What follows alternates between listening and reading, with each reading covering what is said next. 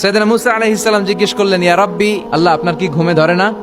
আল্লাহ বললেন, কোনো কথা বলা যাবে না, দুইটা গ্লাসের ভেতরে পানি নাও, পানি ভর্তি গ্লাস নিয়ে তুর পাহাড়ের উপরে দাঁড়াও। সাইয়েদনা মুসা আলাইহিস সালাম দাঁড়ালেন। আল্লাহরে আবার জিজ্ঞেস করলেন, আল্লাহ আমি জিজ্ঞেস করলাম কি আর আপনি করতে বললেন কি? আল্লাহ বললেন, কথা বলো না, যা বলেছি তাই করো। তো মুসা আলাইহিস সালাম কিছু বলতে পারে না, পানি নিয়ে দাঁড়িয়ে রইলেন। মুসা আলাইহিস সালামকে আল্লাহ বললেন, তুমি দাঁড়িয়ে থাকো আর ঘুম রে বললেন, ঘুম তুই মুসারে ধর। ঘুম যে এবার সাইয়েদনা মুসা আলাইহিস সালামকে ধরেছে। উনি ঘুমের ধাক্কায় আর থাকতে পারেন না, একবার ডানে যায় আরেকবার বায়ে যায়। ঘুমের ধাক্কায় হঠাৎ করে কাত হয়ে পড়ে যায় আর গ্লাসগুলো মাটিতে পড়ে খান খান হয়ে ভেঙে যায়। আল্লাহ ডেকে বললেন, মুসা বেশি কিছু হেফাজতের তো দায়িত্ব দেই নাই, শুধু দুইটা গ্লাস হেফাজতের দায়িত্ব দিয়েছে। ঘুমের কারণে এগুলোর হেফাজত করতে পারো নাই, ভেঙে খান খান হয়ে গিয়েছে। আমি যদি তোমাদের মতো ঘুমিয়ে যেতাম তাহলে পৃথিবীর সাথে সূর্য লেগে, সূর্যের সাথে চন্দ্র লেগে গোটা মহাবিশ্বটা এভাবে গ্লাসের টুকরার মতো খান খান হয়ে যেত রে মুসা।